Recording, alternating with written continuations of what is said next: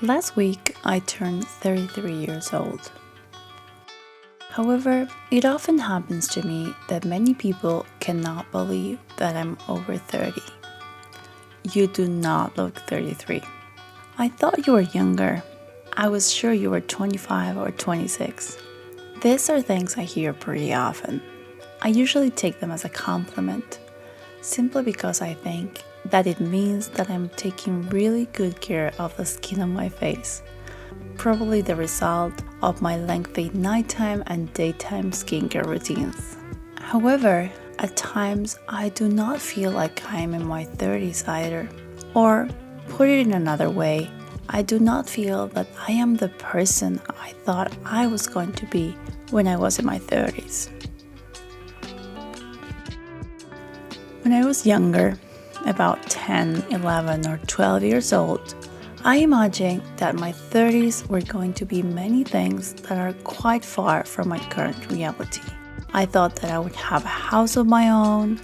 I thought I would have a car. I thought that I would be taking care of my children. Those are the things that I thought I would be doing by 30 when I was around 10 years old. But at the same time, I thought that being in your 30s meant that you had your ish together.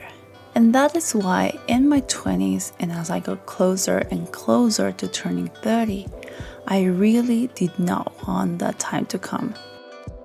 I did not have my ish together, so I could not turn 30. But now, 3 years after the big 3-0, I think I understand, or let's put it that way, I'm still in the process of understanding that turning 30 is just another number. And while it means in some ways that we're almost definitely an adult now and not a teenager anymore, I think the pressure and fear installed by society and onto us about the change of decade does not make much sense. Let me explain myself. First of all, no one has their life together when they turn 30.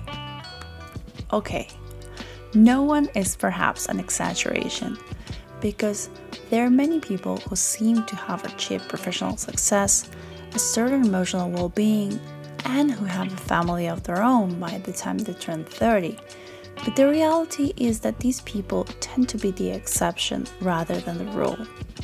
Yes, maybe the top football player in the world, or the top model, or some actors or singers seem to have already managed to check all the boxes of life by the time they turn 30. But the most likely thing is that you and me and all the people we know are not in that situation. Turning 30 is closer to a stage of crisis rather than one of stability. Turning 30 means change rather than standing still. And it means that you're starting to build your life rather than having finished doing so. We do not know what we want to do at 18 years old. Whenever I have the opportunity, I talk with my friends, with my family or acquaintances, or even strangers about how crazy it is that we have to choose a career at 18. What do we know when we are 18 years old? Spoiler alert, nothing. The things we like, the things we enjoy doing, and the things we think can be our path when we are 18 years old can be very different from what we want to do 10 years later. Most of the times, when we are 18 years old, we know very little about life.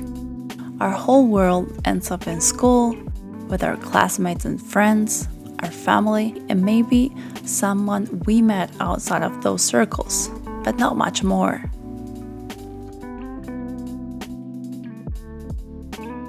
The 20s are to experience, the 30s to do what we want.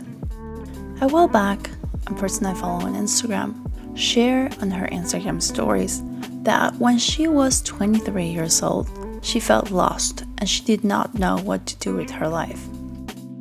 The 20s are 10 years of opportunities.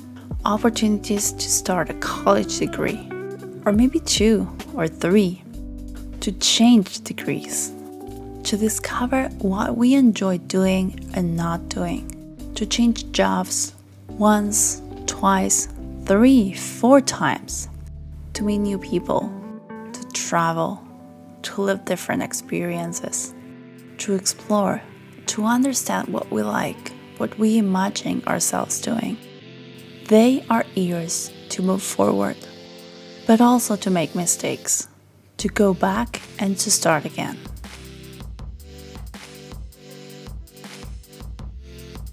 Age is what you do with it. This is a phrase that you have probably read or heard 1,000 times, and especially when reading news of someone who maybe finished a college degree in their 80s, or got married in their 60s, or changed career after many years, or maybe won a marathon after the optimal age to run. And the truth is that it is a bit like that. While obviously years translate into certain changes and limitations to our bodies that we as human beings can delay and fight, but ultimately not stop altogether, it is also true that we are the ones who can decide what to do, when, and how. Turning 30 years old does not mean you already have to have a job or a partner for life, unless you want it to be that way.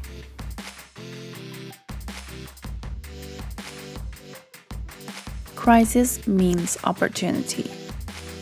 Some years ago, the belief that the Chinese characters for the word crisis were the same as for the word opportunity became very popular, and therefore people thought that in Chinese, crisis was the same as opportunity.